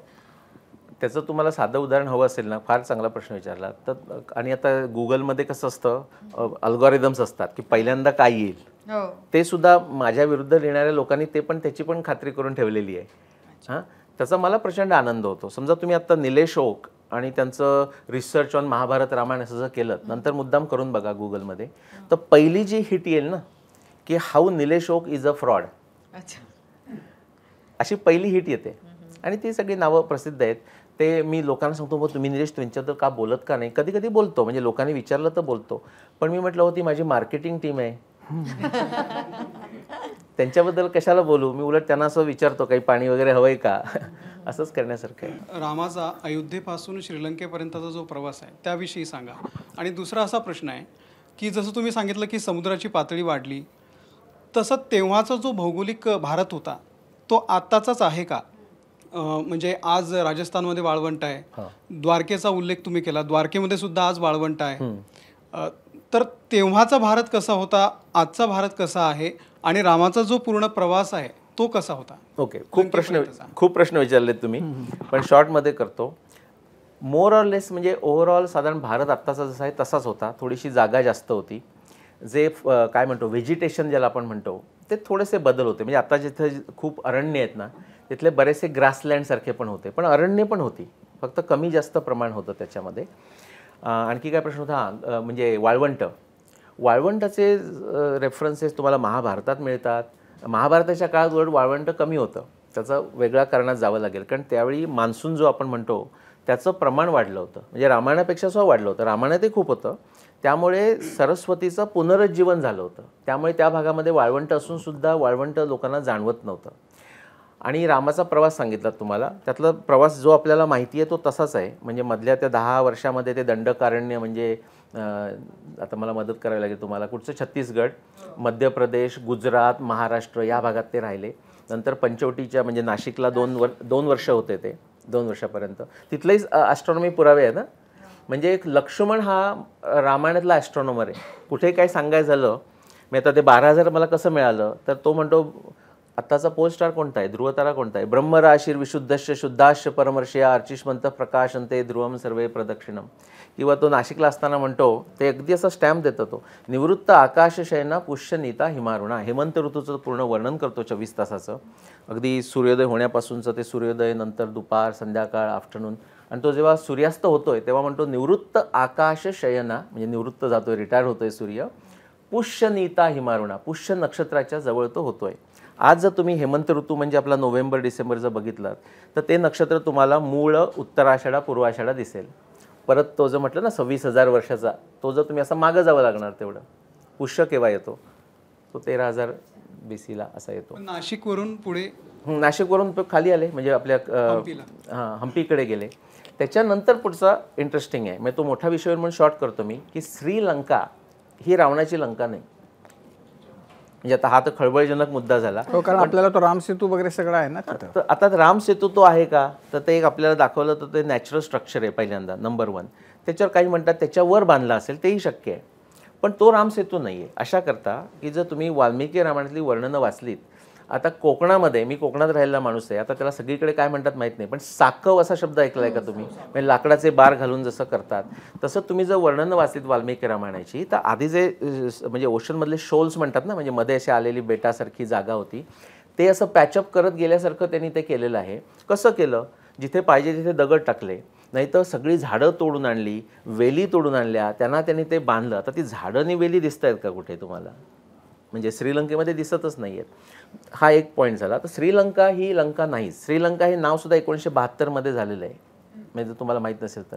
त्याच्या आधी सिंवल द्वीप, मागच्या एक समजा 1500 वर्षातली जी ग्रंथ आहेत की ज्याच्यामध्ये राम रावण काही अगदी म्हणजे नाटकंसुद्धा सगळ्या भारतभर लिहिलेली, श्रीलंकेत सुद्धा लिहिलेली, त्याची वर्णन अशी येतात की रावण निघाला किंवा राम निघाला, लंकेतून निघाला, त्यानंतर हे द्वीप आलं, हे द्वीप आलं, त्याच्यामध्ये सिंवल द्वीप आलं असं वर्णन येतं आणि मग पुढे भारताचे वर्णन येतात. म्हणजे सिंवल द्वीप हे त्यावेळीसुद्धा वेगळं होतं. हा त्याच्यामागचा म्हणजे वेगळा मुद्दा. एक ग्लोबलायझेशनच्या दृष्टीने विचार केला तर त्यावेळेचं हे ग्लोबलायझेशन आहे असं आपण म्हणूया. इथले जे रेफरन्सेस आहेत तसेच रेफरन्सेस आपल्याला इंडोनेशियामध्ये मिळतात, बालीमध्ये मिळतात. तिकडे किंतामणी नावाचं शहर मिळतं जे आपल्याकडचं चिंतामणी आहे असं समजलं जातं. पर्वत सुद्धा आहे तिकडे. अयोध्या नावाचं तिकडे एक शहर आहे. त्यांचा दावा आहे की राम तिथला आहे. अयोध्या आमचं मूळ आहे, त्या अयोध्या आहे. तसेच रेफरन्सेस आपल्याला इतरही आशियाई देशांमध्ये मिळतात. तर मग हे कसं काय होतंय? म्हणजे भारतातले रेफरन्सेस खरे की मग आता इथले रेफरन्सेस खरे? उत्तम प्रश्न आहे आणि त्याचं अगदी सोपं उत्तर आहे, वाल्मिकी रामायण उघडायचं आणि वाचायला लागायचं. तर अयोध्या, जसं अयोध्या तसं सुरत पण अमेरिकेत आहे, सुरत अमेरिकेत आहे, कॅनडामध्ये अशी गावं भरपूर आहेत. बडोदा आहे, आमच्याकडे पण बडोदा आहे. सो तशी तर नावं आहेतच. पण मग आता आपल्याला काय माहीत असतं, बडोद्यानंतर वर गेल्यावर अहमदाबाद पण लागायला पाहिजे आणि दक्षिणेला तर सुरत लागायला पाहिजे. तसं लागत नाही, तसं थायलंडमध्ये पण लागत नाही. ह्याला आपण म्हणजे इंग्लिशमध्ये म्हणतात ना स्पिरिच्युअलायझेशन ऑफ द प्लेस म्हणतात. एक उदाहरण म्हणून सांगतो की जो आपला जटायू आहे की नाही, तर जटायू नाशिकच्या जवळ म्हणजे ते ताकेद म्हणून जागा आहे, तर तिथे त्याचं हे झालं आणि मग वाल्मिकी रामायण वर्णन करतं की राम आणि लक्ष्मण यांनी त्याचे जे काही अंत्यसंस्कार असतात ते गोदावरीच्या काठावर केले. आता हे जर तुम्ही जो मार्ग सांगितलं तो म्हणालात ना, तर असं दिसेल तुम्हाला की आपला आत्ताच्या भाषेमध्ये आंध्र प्रदेश राहून गेला. म्हणजे रामाला काही कारण पडलं नाही आंध्र प्रदेशात जायला. ॲक्च्युली तामिळनाडूसुद्धा नाही. रामेश्वरम तीर्थयात्रा कोणी कॅन्सल करायची गरज नाही, ती अध्यात्मात चालू शकतं. पण रामेश्वरमचा उल्लेख वाल्मिकी रामायणात नाही आहे कुठेही. जायचीच गरज नाही. आता तिथून ज्याला उडी मारलं ना हनुमानानं महेंद्र पर्वतावरून, तिथे पर्वत नाही आहे. तुम्ही जे गेले असतील त्यांना माहीत असेल, इतकं फ्लॅट आहे. तामिळनाडूच पूर्ण फ्लॅट आहे, म्हणजे पूर्वेचं पर्वतच नाही आहे. महेंद्र पर्वत आहे तामिळनाडू आणि केरळच्या जागेला. सो हे जर तुम्ही वर्णन बघत गेलात तर तुम्हाला हा प्रश्न पडणार नाही की तुम्ही फक्त इंडोनेशिया म्हणतात. असे आपल्याकडे अकॅडमीमध्ये महाचित्रविचित्र लोक आहेत की ते अफगाणिस्तानमध्ये झालं रामायण, इजिप्तमध्ये झालं, असलं काहीतरी सुरू असतं. हनुमान आणि अश्वत्थामा चिरंजीव असणं ही संकल्पना तुम्ही काय सांगता? त्याचं माझं म्हणजे अनेक लोकांकडनं ऐकलेलं, आचार्यांकडनं, आणि मला पटलेला त्यातला पॉईंट असा की आता अनेक चिरंजीव आहेत, पण आपल्याला एक श्लोक माहीत असेल, अश्वत्थामा बलिर्व्यासो हनुमांश बिभीषणा कृपः परशुरामश्च सप्तैते चिरंजीविना. हे जर तुम्ही 7 नावं जर घेतली तर तुमच्या लक्षात येईल. तुम्ही त्याचा विचार करून बघा. तर त्याचं ऐकलेलं उत्तर आणि मला पटलेलं उत्तर असं की ह्या लोकांच्या बाबतीमध्ये त्यांचा मृत्यू नक्की कसा झाला हे आपल्याला माहिती नाही, म्हणून त्यांना चिरंजीव म्हटलेलं आहे. त्याचं अगदी साधं उदाहरण आपल्याला पटणारं म्हणजे महाराष्ट्रात तरी आहे. आता मी गुजरातला गेलो होतो, त्यांना विचारलं तुमच्याकडे तसं आहे का, ते आधी नाही म्हणाले, पण थोडंसं सांगितल्यावर म्हणले हां असंच आहे. उदाहरणार्थ आपल्याकडे महाराष्ट्रात मी ऐकलेलं असं आहे की एखाद्या स्त्रीचा पती प्रवासाकरता किंवा कुठेतरी फिरायला गेला आणि त्याचं मग पुढे काही पत्ता लागला नाही, तर त्या स्त्रीला म्हणजे काहीतरी न्यूज जर आली नाही तर आजन्म ती सौभाग्यवती असं मानलं जायचं. तसं इक्विव्हॅलंट चिरंजीव, पण अदरवाईज त्यांचं आयुष्य खूप लांब होतं, एवढाच त्याचा अर्थ. जर श्रीलंका लंका नव्हती तर मग श्रीलंका म्हणजे लंका होती कुठं? उत्तम प्रश्न आहे. आता जर तुम्ही वाल्मिकी रामायणातले संदर्भ घेतलेत आणि आपले जे खगोलशास्त्रीय टेक्स्ट आहेत म्हणजे सूर्य सिद्धांत, आर्यभटिया आणि बाकी नंतर सुद्धा आणि आधीची सुद्धा गणेश दैवज्ञ वगैरे हजारो लोकांनी कितीतरी लिहिलेली टेक्स्ट आहेत, तर त्याच्यात काय वर्णन आहे, आपली जी ॲस्ट्रॉनॉमी आहे ना, म्हणजे भारताचं जे खगोलशास्त्र आहे ना, ती विषुववृत्तीय खगोलशास्त्र येते. म्हणजे इट्स अ इक्वेटोरियल ॲस्ट्रॉनॉमी आणि त्याच्यातसुद्धा ब्रिलियन्स आहे. इक्वेटोरवर तुम्हाला मोस्ट ॲक्युरेट ऑब्झर्वेशन करता येतं बरोबर डोक्यावर असं करून. तर त्याची जी वर्णन आहे ती जे दिलेलं आहे म्हणजे लंकेचं लोकेशन दिलेलं आहे की प्राईम मेरिडियन, आता ती ग्रीनिचमध्ये जाते लंडनमध्ये. हे डायग्रेशन आहे, पण तुम्हाला माहिती आहे का प्राईम मेरिडियन लंडनमध्ये केव्हापासून सुरू झाली ग्रीनिचमध्ये? कोणाला माहिती आहे? नाही 1860. आपला 1857चा राष्ट्रीय उठाव झाल्यानंतर इकडे व्हॉइसरॉय आला, ते म्हणाले आता टाईम पण घेऊन जाऊया आपण तिकडे. असं झालेलं आहे 1860 पासूनचं ते.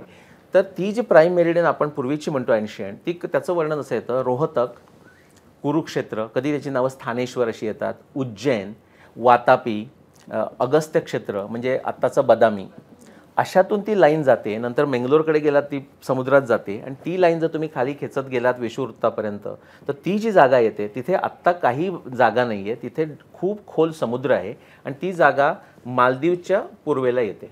समुद्रामध्ये, ती लंकेची जागा. अच्छा. पण मग तिथून भूभाग जवळ होता, म्हणजे आत्ता जो सगळा समुद्र आहे पसरलेला, तर तो त्यावेळेला जमिनीचा भाग बऱ्यापैकी दोन्हीमध्ये कमी होता. म्हणजे समुद्राचं अंतर कमी होतं, पण तरीसुद्धा समुद्र म्हणजे समुद्रातून बोटीतून जाण्याची कला असलीच पाहिजे तरीसुद्धा. दुसरा प्रश्न की राम नेमका कोणत्या वयामध्ये म्हणजे त्याला वनवास झाला, कोणत्या वयामध्ये त्याचं युद्ध झालं? म्हणजे समजा आपण 14 वर्षांनी, तर जेव्हा तो गेला त्याच्यानंतर 14 वर्षांनी वगैरे असं ते काढता येईल, पण गेला काय वयाचा होता तो? हां, तर तुम्ही 2 प्रश्न विचारले त्याच्यामध्ये. तर रामाचं वय काय होतं, तो वनवासात गेला त्याच्यावर असं आहे की वाल्मिकी रामायणातच असे 2 वेगळ्या वेगळ्या प्रकारच्या गोष्टी सांगितलेल्या आहेत. एकाप्रमाणे तो त्यावेळी 25 वर्षाचा होता आणि दुसऱ्या वाल्मिकी रामायणातल्या पुराव्याप्रमाणे तो एक 17 वर्षाचा किंवा 17-18 वर्षाचा होता. त्याच्यामध्ये मी दाखवून दिलं आहे की तो 17-18 वर्षाचा का होता आणि तो 25 वर्षाचा का नव्हता. त्याचा एक फार उत्तम पुरावा आहे म्हणून सांगतो. जे त्यातले संदर्भ आहेत की जो 25 वर्षाचा होता असं म्हणतात, ते काय म्हणतात की 25 वर्षाचा तो वनवासात जायच्या वेळी होता. त्याच्या आधी 12 वर्ष तो अयोध्येमध्ये राहिला सीतेबरोबर. म्हणजे आता मागे जर 12 आलात तुम्ही, तर तो झाला 13 वर्षाचा. आणि त्याच श्लोकामध्ये ते सांगतात की सीता 6 वर्षाची होती. म्हणजे जे 25 वाला जो ग्रुप आहे, म्हणजे त्यातले जे रेफरन्सेस, आता हे का पटत नाही, तर त्याच रेफरन्समध्ये सीता जेव्हा अनुसयेला जंगलामध्ये जाऊन अत्रीच्या आश्रमामध्ये सांगते, ती म्हणते की असं माझं वय झालं की पती संयोग सुलभम, पतीबरोबर संयोग होण्याकरता सुलभ असं जेव्हा माझं वय झालं, तेव्हा माझ्या पित्याला काळजी झाली की आता हिचं लग्न करायला पाहिजे. हे 6 वर्षाच्या मुलीला होत नाही, म्हणजे त्याच्यामुळे सुद्धा ते बरोबर नाही. नंतर 12 वर्षाचे रेफरन्स येतात, त्याला काउंटर रेफरन्स असे अनेक येतात की जे एकच वर्ष ते राहिले. आणि इतके रेफरन्सेस आहेत. मी एक ब्लॉग लिहिलेला आहे की age of Rama why does it matter, असा मी ब्लॉग लिहिला आहे. त्याच्यात मी दोन्ही सेट्स करून दाखवले. इथे का झालं असं मला माहिती नाही, पण त्यात थोडंसं तुम्ही जर गेलं तर असं लक्षात येतं की जेव्हा मारीच रावणाला सांगतोय, तो ते जरा रावणाला विश्वास बसा म्हणून सांगतोय की तो अरे एवढा छोटा असताना सुद्धा त्याने मला पराभूत केलं. अशा आपण भीती दाखवतो ना की त्याला सहजपणे घेऊ नको, असं असेल. पण कारण मला माहिती नाही. असे 2 सेट्स आहेत. पण तुम्ही विज्ञान बुद्धी, तर्कशास्त्र, तंत्रयुक्ती वापरली तर तुम्हाला नक्की कळतं की तो 17 वर्षाचा होता आणि 25चा नव्हता. तर मग रामाचं लग्न कितव्या वर्षी झालं? लग्न झालं 16व्या वर्षी.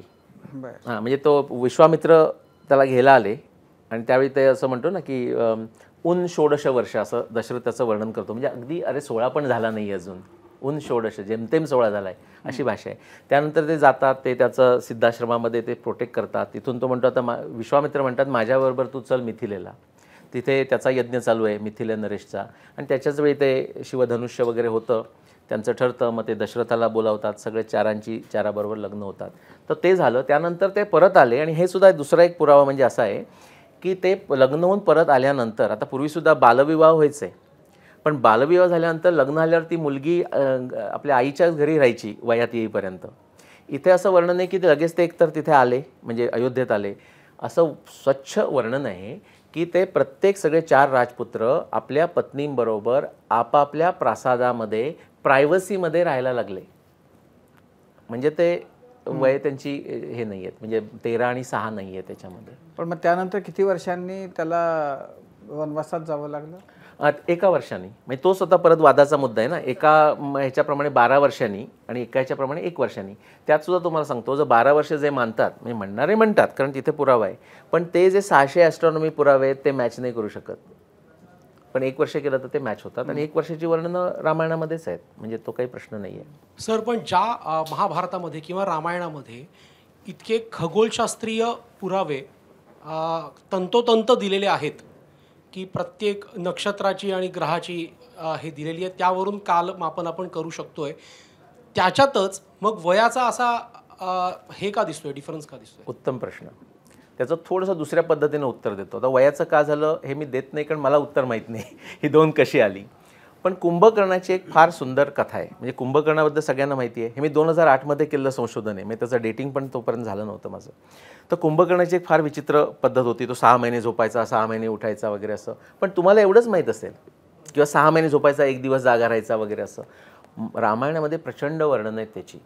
तर मी 2008मध्ये अशाकरता गेलो की त्यावेळी मी आणि माझा एक फ्रेंच बिझनेस पार्टनर आम्ही आपलं कैलाश जीवन जसं आहे ना औषध तशा प्रकारकडे आम्ही सगळे ग्लोबल ट्रॅव्हलर्स होतो. म्हणजे मी 100% ट्रॅव्हल करत होतो world wide.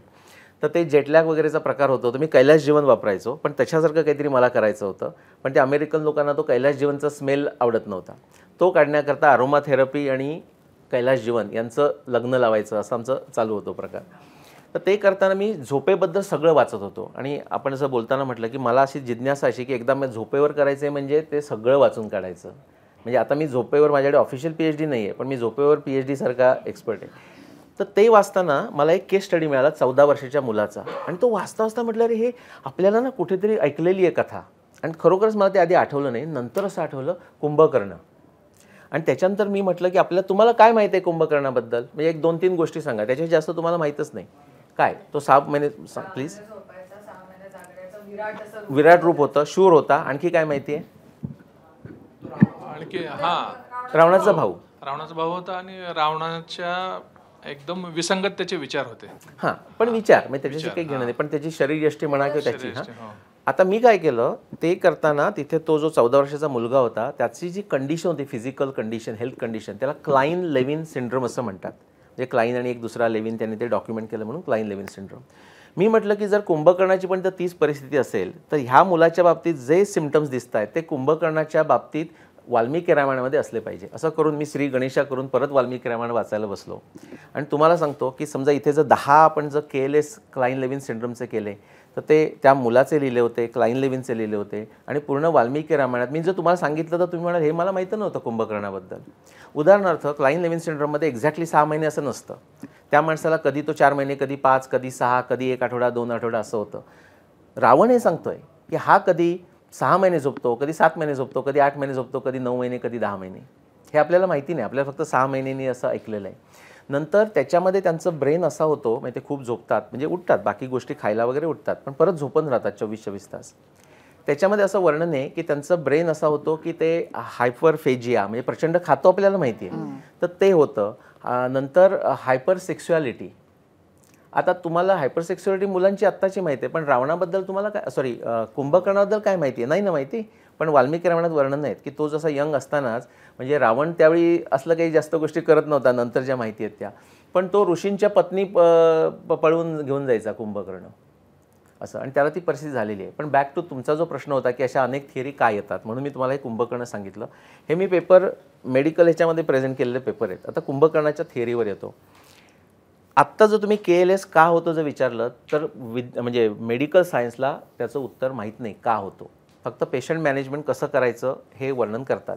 By the way तेच पेशंट मॅनेजमेंट रावणानं 14,000 वर्षापूर्वी कुंभकर्णाला केलेलं आहे. म्हणजे असं म्हणतात की त्यांना इरिटेट करू नका, सुगंधी द्रव्य ठेवा, एअर कंडिशनसारखं लावा, फूड रेडी ठेवा. आता तुम्ही माहिती आहे ना, तो उठायच्या आधीच फूड रेडी केलं आहे. पण तिथे वर्णन आहे की रावणानं त्याला जिथे सूर्याचा प्रकाश येत नाही अशा खाली वातानुकूलित असा शब्द आहे, तुम्ही वाल्मिकी रामायणात जाऊन बघा, म्हणजे हा एक्झॅक्ट शब्द नाही आहे, अशी अरेंजमेंट केली होती. पण बॅक टू युअर थिअरीज. जेव्हा एखाद्या गोष्टीचं काय नक्की कारण हे आपल्याला माहीत नसतं ना, तेव्हा अनेक प्रमेय निर्माण होतात. जसं क्वांटम मेकॅनिक्समध्ये एक्सपेरिमेंट तीच, पण ते एक्सप्लेन करायला 14 थिअरीज आहेत, तुम्ही गुगलमध्ये जाऊन बघितलं तर. तसं वाल्मिकी रामायणामध्ये 3 वेगवेगळ्या थिअरीज आहेत की कुंभकर्णाची ही कंडिशन का. आता तुम्ही म्हणाल वाल्मिकी रामायणच आहे, त्याच्यात वेगवेगळ्या थिअरीज का? काही त्याच्यात प्रॉब्लेम नाही. जसं आत्ता क्वांटम मेकॅनिक्स सगळे सायंटिस्ट काम करत आहेत, 14 थिअरी तुम्हाला गुगलवर मिळतील.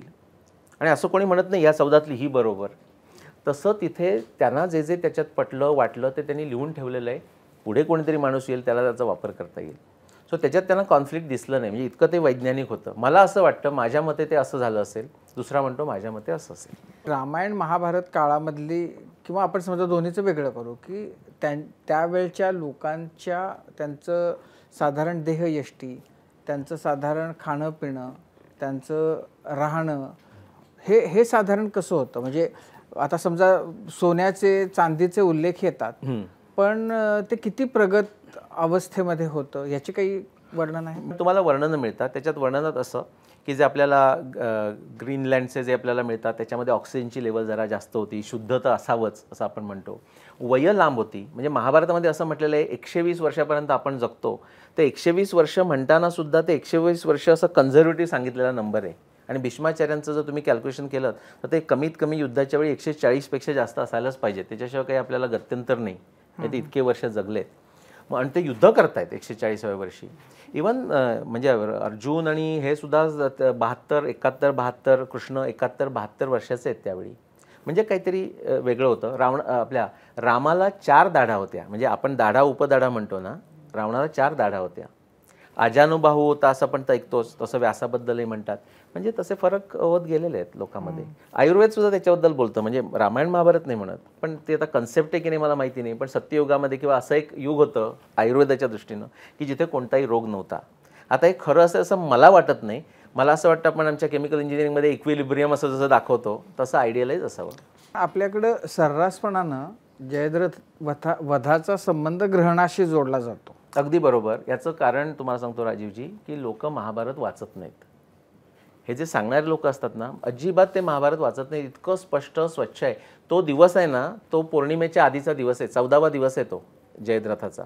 त्या रात्रीपासून पौर्णिमा सुरू होते. पूर्ण रात्री 14व्या दिवशी पूर्ण रात्रभर युद्ध कंटिन्यू राहिलं.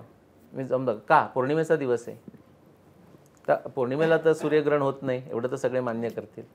त्या काळची भाषा काय होती मला विचारायचं होतं.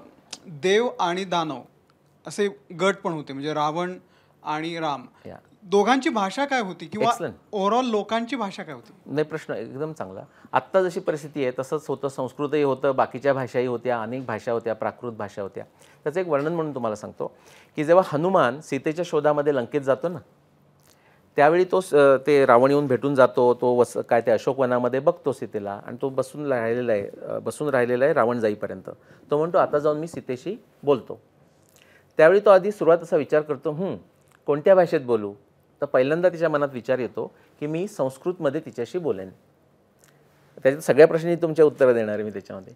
मग तो म्हणतो ऑन अ सेकंड थॉट, जर संस्कृतमध्ये मी बोललो तर कदाचित सीतेला असा संशय येईल की हा रावणच काहीतरी वेगळं रूप घेऊन आलाय का, म्हणजे रावण काय बोलत होतं ते पण तुम्हाला कळलं. आणि सुग्रीव हा वानर नाही, म्हणजे मंकी नाही हे पण तुम्हाला कळेल. तो पॉलीग्लॉट होता, अनेक भाषा त्याला येत होत्या. तो म्हणतो की जो तिथला लोकल म्हणजे अयोध्या मिथिला इथला जो लोकल डायलेक्ट आहे त्याच्यामध्ये मी सीतेशी संवाद करेन. म्हणजे कर्नाटकात राहणाऱ्या माणसाला अयोध्या आणि मिथिलेचा डायलेक्ट येत होता आणि तसं त्याने तिच्याशी सीतेशी अवधी म्हटलं नाही आहे, पण तिथला लोकल जो डायलेक्ट आहे त्याच्यामध्ये मी बोलेन असं तो म्हणतो. सर, इतिहास, समाज आणि संस्कृती ही त्रिकोणाचे 2 बिंदू आहेत आणि त्यातला शीर्षबिंदू म्हणजे इतिहास असतो.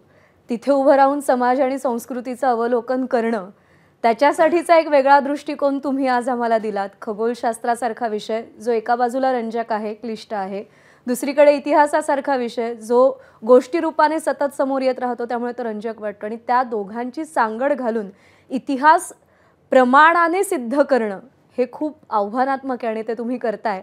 आज कट्ट्यावर आलात आणि आम्हाला सगळ्यांना मार्गदर्शन केलं, कट्टा अविस्मरणीय केलात, त्याबद्दल मनापासून आभार. नमस्कार. आणि यासोबत क्विक हिल आणि बढेकर ग्रुप प्रस्तुत माझा कट्टा, powered by green harvest, bank of Maharashtra, चंदूकाका Saraf jewels, Sudhir Mandke light house आणि सोनाई पशु आहार या विशेष कार्यक्रमात आपण आता इथेच थांबतोय. ताज्या बातम्यांसाठी पाहत रहा एबीपी माझा. एबीपी माझा, उघडा डोळे बघा नीट.